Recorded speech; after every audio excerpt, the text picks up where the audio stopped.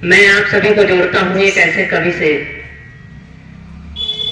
जिसकी रचनाएं राष्ट्र धर्म राष्ट्र प्रेम पर आधारित होती हैं। उससे पहले मैं 4 पंक्तियां पढ़ना चाहूंगा आज के इस प्रांगण में, जिसके उपलक्ष्य में यह कार्यक्रम सजाया गया है। आज का यह कार्यक्रम मां की स्मृति में रखा गया है। मां क्या होती है परिवार के लिए, घर के लिए। मैं 4 पंक्तियों से आपको बताने का प्रयास करता हूं। मंच का आशीर्वाद चाहूंगा और उसके बाद मैं बुलाता हूं अपने अगले कवि को। सुनेगा कि चमक कितनी भी हो घर में, चमक कितनी भी हो घर में, मगर अच्छा नहीं लगता।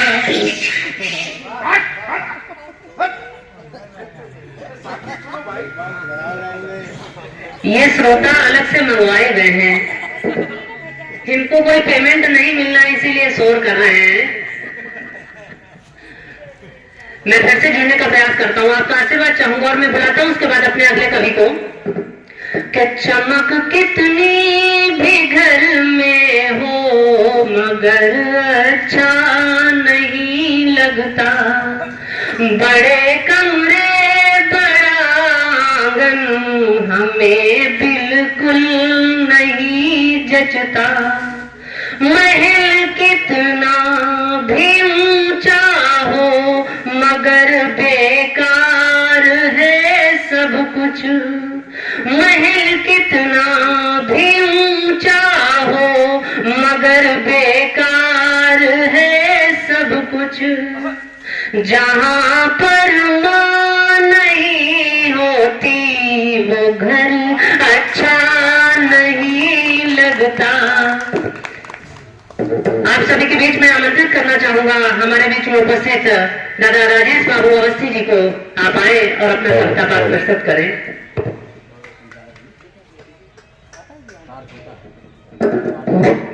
माँ बीणा पानी के चरणों में नमन करते हैं। उपस्थित कवि प्रबुद्ध कवियों व समस्त श्रोताओं की पावन उपस्थिति को नमन करते हुए 4 पंक्तियों से आप सभी से जुड़ने का प्रयास करते हैं। स्वागत है।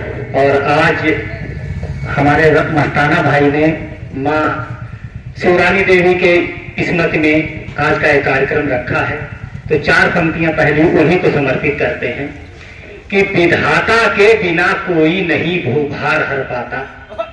विधाता के बिना कोई नहीं भूभार हर पाता। बिना गुरु के नहीं भव सिंधु कोई पार कर पाता। और करे कोशिश हजारों या यतन कोई लाख ही कर ले, नहीं माँ का कभी कोई यथा उपकार कर। करे कोशिश हजारों या यतन कोई लाख ही कर ले, नहीं माँ का कभी कोई यथा उपकार कर पाता। और जैसा कि अभी हमारे छोटे भाई हर्षित ने बताया कि मैं वीर रस का कवि हूं, तो मेरी कविताओं के रस का वही रसपान करता है। मेरी कविताओं के रस का वही रसपान करता है जो अपने देश भारत पर बड़ा अभिमान करता है। और मेरी कविता नहीं उनकी जो जयचंदों के चेले हैं। मेरा हर शब्द हिंदुस्तान का सम्मान करता है। मेरा हर शब्द हिंदुस्तान का सम्मान करता है। और माँ बीणा पानी के चरणों में नमन करते हैं। उपस्थित आप सबकी पावन उपस्थिति को नमन करते हुए 4 पंक्तियां और समर्पित करते हैं कि सकल ब्रह्मांड का परिशुद्धतम वातावरण कर दो। सकल ब्रह्मांड का परिशुद्धतम वातावरण कर दो। समूचे विश्व से कलिकाल का ये तुम हरण कर दो। और किसी कारण निवारण में न हमसे भूल हो जाए, मेरे अंतःकरण में दिव्यतम माँ व्याकरण भर दो। मेरे अंतःकरण में दिव्यतम माँ व्याकरण भर दो। और 4 पंक्तियां पावन मंच को समर्पित करते हैं कि नमन है उन कलमकारों को जो उद्गार लिखते हैं। नमन है उन कलमकारों को जो उद्गार लिखते हैं। नमन है उन कलमकारों को जो श्रृंगार लिखते हैं। नमन है हास्य गीतों और गजलों की कलम को भी। नमन है उन कलमकारों को जो अंगार लिखते हैं। नमन है उन कलमकारों को जो अंगार लिखते हैं। और 4 पंक्तियों के माध्यम से बताना चाहते हैं दादा कि हम क्या लिखते हैं कि विरोधी पक्ष को भी हम सदा निष्पक्ष लिखते हैं, विरोधी पक्ष को भी हम सदा निष्पक्ष लिखते हैं, जो समकक्ष है उनको सदा समकक्ष लिखते हैं, नहीं हम लक्ष्य के सापेक्ष अपने पक्ष को लिखते, अगर है दक्ष तो फिर दक्ष को हम दक्ष लिखते हैं, अगर है दक्ष तो फिर दक्ष को हम दक्ष लिखते हैं। और आज युवा पीढ़ी हमारे सामने बैठी है, तो आप सभी को 4 पंक्तियां समर्पित करते हैं कि काम ऐसा करो कि वक्त रहते काम हो जाए। अनिल भाई, काम ऐसा करो कि वक्त रहते काम हो जाए, कहीं ऐसा न हो यूं ही सुबह से शाम हो जाए। और अगर मरना जरूरी है, अगर मरना जरूरी है तो मरना इस तरह मित्रों जो मरने पर भी दुनिया में तुम्हारा नाम हो जाए। अगर मरना जरूरी है तो मरना इस तरह मित्रों जो मरने पर भी दुनिया में तुम्हारा नाम हो जाए।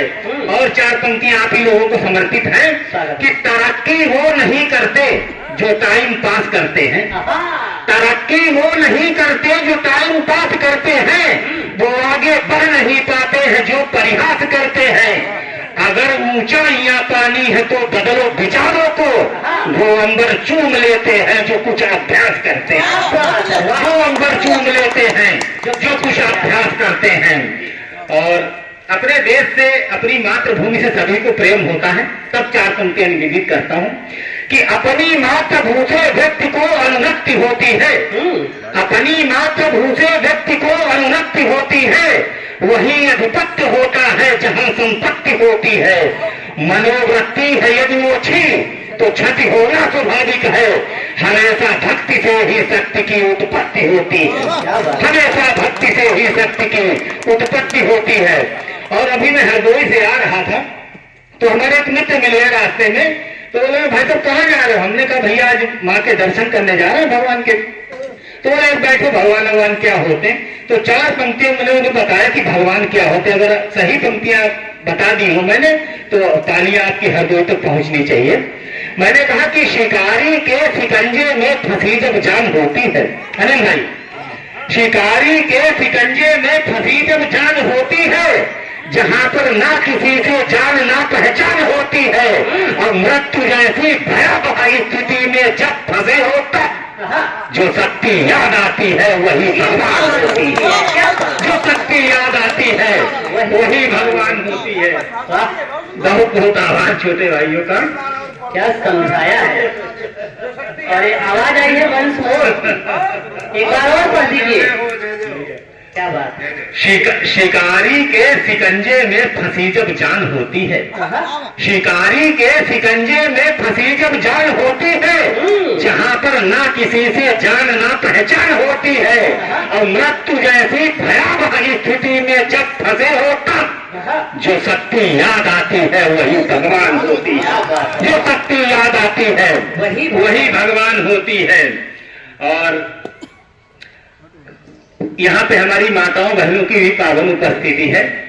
कब हमें 4 पंक्तियां ध्यान आ रही हैं कि जिस समय झांसी के महाराजा गंगाधर राव का अंतिम समय निकट था, तो महारानी लक्ष्मीबाई उनके समीप बैठी हुई थी।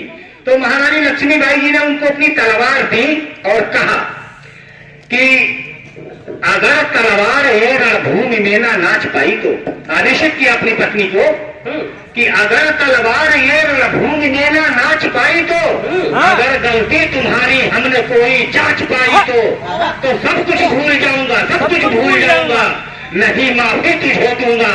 हमारे हिंद की अगर अस्मिता पर आँच आई, हमारे हिंद की अगर अस्मिता पर आँच आई तो महारानी लक्ष्मीबाई जी ने जवाब दिया कि हमारे शीश पर करतार का उपकार जब तक है, हमारे शीश पर करतार का उपकार जब तक है, हमारे हाथ में हथियार ये तलवार जब तक है, नहीं उंगली उठा सकता है कोई देश भारत पर, हमारी धमनियों में रक्त का संचार, हमारी धमनियों में रक्त का संचार जब तक है। तो लेखनी की मजबूरी हो जाता है लिखना कि श्रेष्ठ नारियां जिस धरती पर सीता माई जैसी हूँ, श्रेष्ठ नारियां जिस धरती पर सीता माई जैसी हो, सबला जननी जिस धरती पर जीजाबाई जैसी हो सकता है फिर नहीं कोई इस धरती पर पैदा जिस धराधाम की ललनाए ही लक्ष्मीबाई जैसी, जिस धराधाम की ललनाए ही लक्ष्मीबाई जैसी हो। और ऐसी हमारी लक्ष्मीबाई जैसी बहन बेटियों के साथ जब आए दिन समाचार पत्रों में दुष्कर्म जैसी स्थिति आती है, पढ़ने को मिलता है, तब लिखना पड़ता है कि हमारे देश में जो भी ये कलुषित कर्म करते हैं, हमारे देश में जो भी ये कलुषित कर्म करते हैं, गलत कर मूर्ख करके भी नहीं जो शर्म करते हैं, टाक दो उनको फांसी पर कतर दो गर्दनें उनकी, हमारी बेटियों के साथ जो दुष्कर्म करते हैं, टाक दो उनको फांसी पर कतर दो गर्दनें उनकी, हमारी बेटियों के साथ जो दुष्कर्म करते हैं।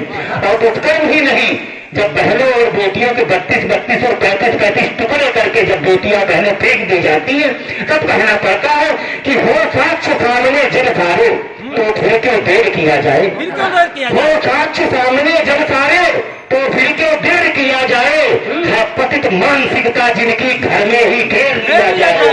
हम सबकी बहन बेटियों के टुकड़े टुकड़े करते हैं जो ऐसे दुर्दांत पिशाचों को कोल्हों से पेड़ दिया जाए, पिशाचों को कोल्हों से पेड़ दिया जाए।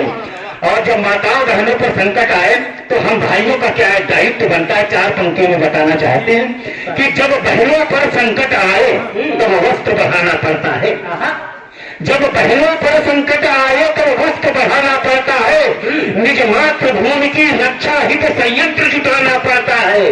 और जब अत्याचार अधर्म झूठ अन्याय धरा पर बढ़ जाए तब यत्र तत्र सर्वत्र शत्रु पर शस्त्र उठाना पड़ता है, तब यत्र तत्र सर्वत्र शत्रु पर शस्त्र उठाना पड़ता है। सभी को पढ़ना है। अंतिम 4 पंक्तियां पढ़ के मैं अपना स्थान लूंगा कि हमारे देश में, हमारी संस्कृति में हमारा आचरण कैसा होना चाहिए कि किलोबंदी में हम कोई भी छेड़छंदी नहीं करते। सुनिएगा, किलोबंदी में हम कोई भी छेड़छंदी नहीं करते, नजरबंदी में हम कोई भी पाबंदी नहीं करते। अगर दुश्मन की भी बेटी बहू कोई सामने आती तो नजरें फेर लेते हैं, नजर गंदी नहीं करते, तो नजरें फेर लेते हैं, नजर गंदी नहीं करते। एक बार सभी लोग जयकारा लगाइए, बोलिए भारत माता की